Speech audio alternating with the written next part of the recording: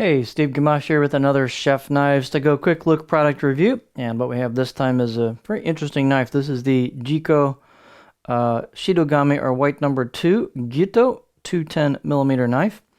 The construction on this is 3 layers. So in the center, you've got the hard core cutting steel, which is the what's known as Shidogami or white paper number 2 reactive high carbon steel. Heat treat's not specified, but I would say it's usually typically around 61, 62 Rockwell for this style steel.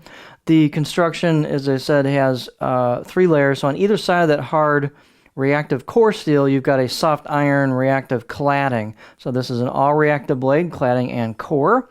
The cladding does wrap over the top, and they've got a nicely polished spine on these, so these are very nicely done.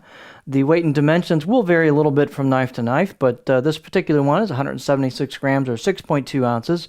Edge length is right about 200 millimeters or 7.9 inches, and the overall length is about 13.6 or a little under 350 millimeters with the handle. These are fairly I shouldn't say fairly, they're pretty darn stiff, and they're fairly thick on the spine all the way down. There's not a lot of taper to them, distal taper, and the tip has a fair amount of meat behind it.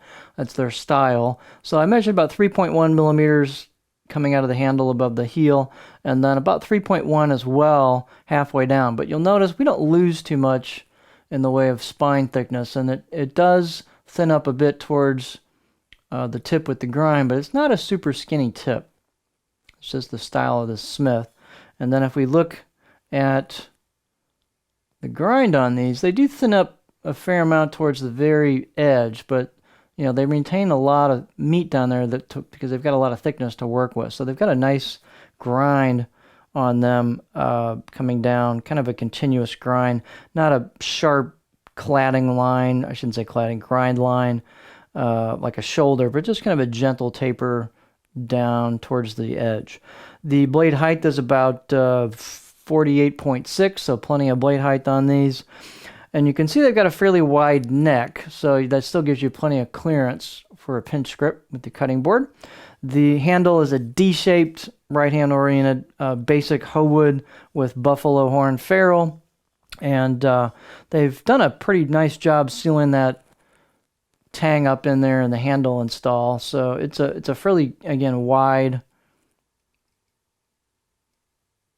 neck on these, but the handle is about the same width, so you've got a nice flow into that, and it's real easy for a pinch grip. Balance point with that light handle is going to be pretty far forward. So there's your balance point. In contrast to my pinch grip is going to be back here a little bit.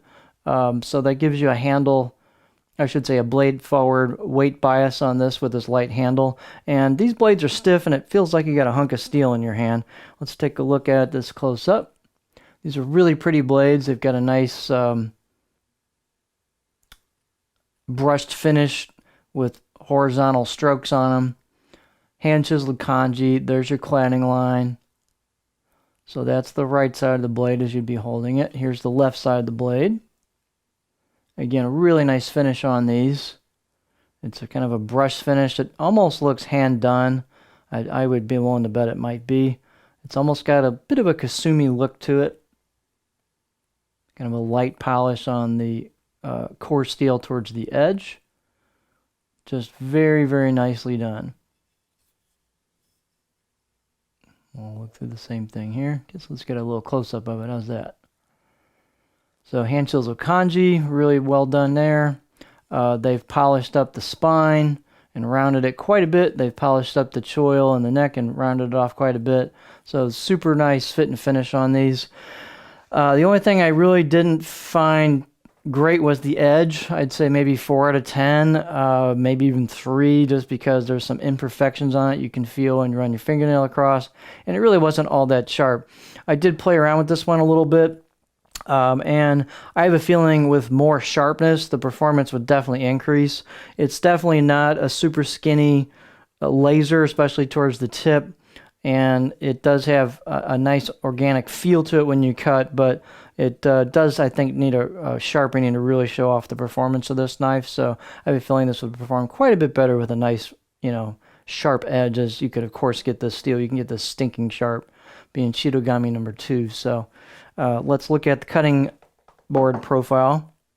And so it's a tall knife, as you can see, for an undersized 210, being almost 49 millimeters. So that's their style. And so this is what the profile looks like. So the tip is fairly high up, so lots of belly towards the tip. It does flow into a bit of a stop in the back, maybe 30 or 25% of the blade, so you got a little bit of a stop there at the heel. It flows nicely into that. And then you've got aggressive belly towards the tip. So I can get this thing way up here as far as like a rocking. So this will rock really nicely.